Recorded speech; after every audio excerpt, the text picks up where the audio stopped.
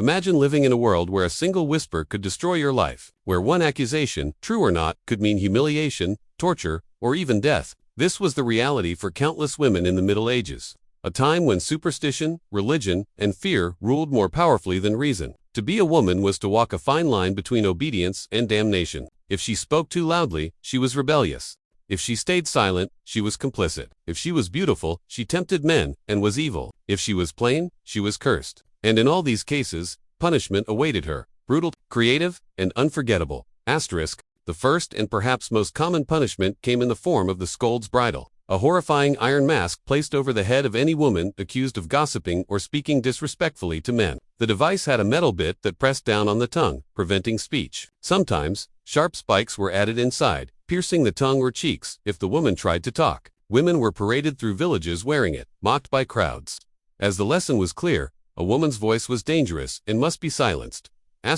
But physical pain was only part of it. The humiliation was worse. Imagine the cold iron biting into your skin, the laughter of men echoing in your ears, your tears running down into rust and dirt, all because you dared to speak your mind. For medieval society, a mouthy woman was as threatening as a witch. And speaking of witches, that brings us to the second punishment, burning. From England to Germany to France, the witch trials claimed thousands of innocent women. Often, these women were healers, midwives, or simply widows with no man to protect them. Superstition turned neighbors into accusers. The church declared that women were more easily tempted by the devil, and soon, any woman who owned a cat, gathered herbs, or even looked at someone the wrong way could be branded a witch.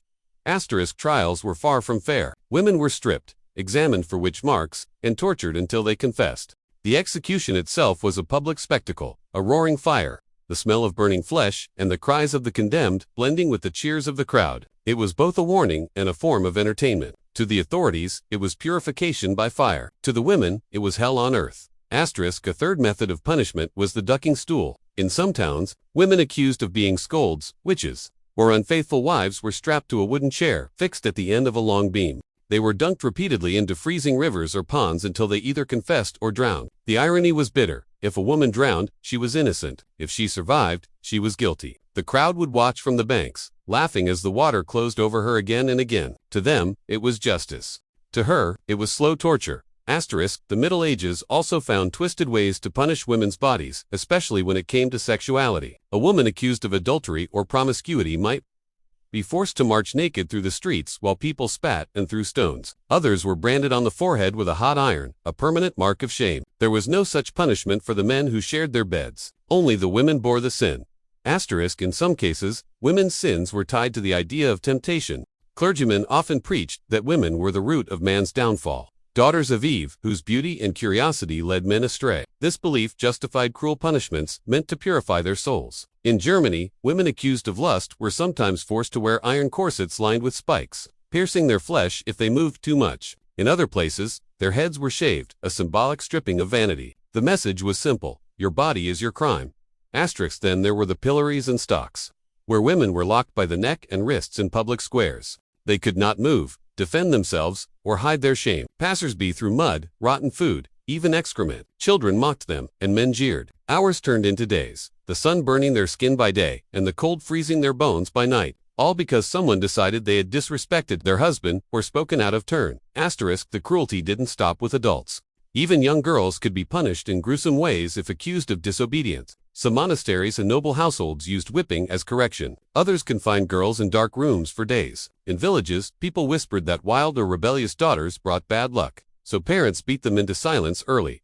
It's easy to think of these punishments as relics of a distant, barbaric past, but what makes them even more chilling is how many were justified by moral codes, by religion, honor, or tradition.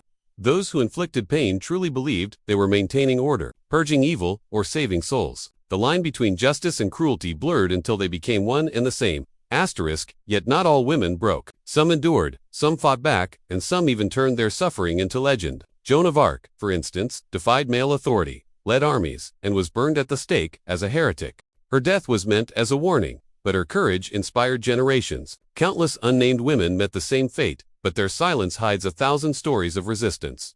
As the centuries passed, Europe slowly began to question these brutal customs. Enlightenment thinkers challenged superstition, and laws started to shift. But in the shadows of history, the memory of those punishments remains. the iron masks, the flames, the cold water, and the laughter of those who watched. It is a haunting reminder of how easily fear can become cruelty, and how often women have paid the price for both.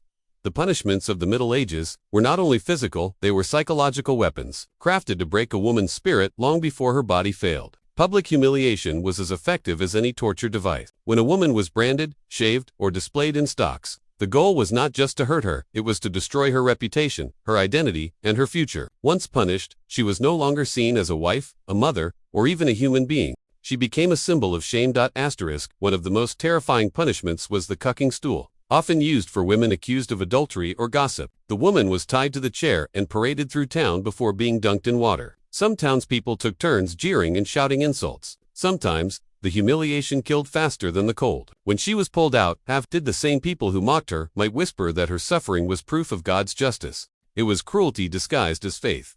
The medieval world was obsessed with the idea of sin, and women were seen as the source of it. Religious texts warned that women were weaker, more emotional, and therefore more easily corrupted. That belief gave men permission to control every aspect of a woman's existence. Her dress, her words, her movements, all could be judged, and if she failed, punishment followed swiftly. A woman who defied her husband could be beaten by law. A woman who tried to escape a bad marriage could be accused of witchcraft. A widow who lived alone might be labeled suspicious simply for surviving without a man. In some regions, nagging wives were even forced to wear signs reading "Here walks a bad woman." The medieval mind turned discipline into theater, and every punishment into a lesson for others. But beneath this brutality lay something deeper: fear. The men who ruled these societies feared women's influence, their knowledge of healing, their ability to bring life, and their power to sway others. So they built systems to suppress that power, to make women believe their suffering was righteous. Yet history shows that control breeds resistance. Some women learned to navigate the rules, using charm, cunning, or secrecy to survive. In brothels, women created hidden networks of support. In convents, nuns wrote, painted, and studied in defiance of male authority. Peasant women whispered songs of rebellion while grinding grain or weaving cloth. Their defiance was quiet, but it endured. Even in a world that burned them as witches, they found ways to heal, love, and endure. Eventually, the same fires that consumed witches burned out under the weight of reason. By the late Middle Ages, some rulers began to outlaw torture devices. The rise of education and science slowly replaced superstition with logic. Still, the scars of centuries of violence against women lingered.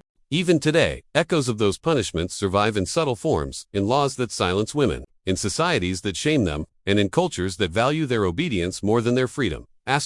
The story of how women were punished in the Middle Ages is not just a record of pain. It's a mirror reflecting what happens when fear replaces empathy, and power forgets mercy. Those 7 shocking ways, from the scold's bridle to the burning stake, were tools of control. But they also forged resilience. Every woman who endured them carried a spark of defiance, a whisper that said, "I will not be forgotten." And centuries later, we still hear that whisper in every woman who speaks, who fights, and who refuses to be silenced again.